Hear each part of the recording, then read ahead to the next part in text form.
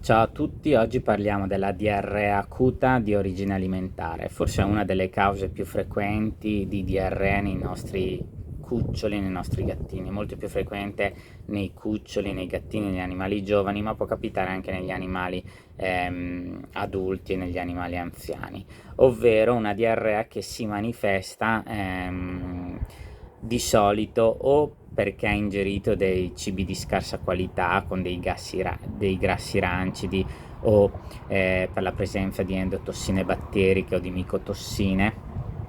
oppure perché fondamentalmente c'è stato un cambio alimentare e dovete sapere che l'orletto a spazzola dell'intestino ha bisogno di un tempo, diciamo, per regolarsi quando c'è un cambio alimentare. Infatti molto spesso nei medici veterinari vi diciamo che quando dovete fare il cambio alimentare è sempre meglio cercare di farlo in 4-5 giorni, passando diciamo dal vecchio mangime al 100% il giorno 0, poi il giorno 1 magari un 90-10, giorno 2 70-30, 50-50 e poi pian piano sostituirlo col nuovo, in modo tale che l'orletto a spazzola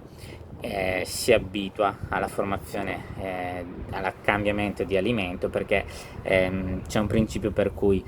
non crea gli enzimi corretti e quindi ha bisogno di determinati substrati, come per esempio i disaccaridi, e quindi quando abbiamo un cambio alimentare può essere che poi abbiamo come reazione una diarrea, che di solito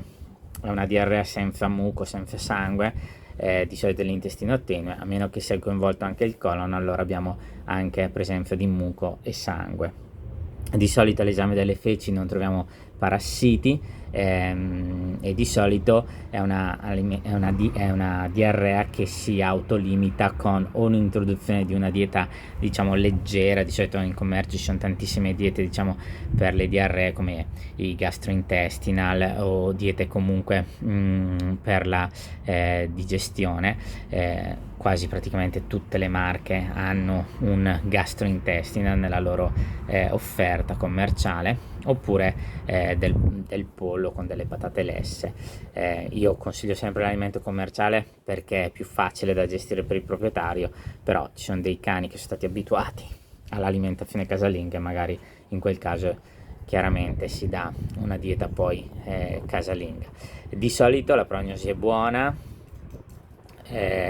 e si verifica questa diarrea di solito 1-3 giorni dal cambio alimentare o dall'ingestione, ripeto, di cibo di scarsa qualità. Magari il cane ha mangiato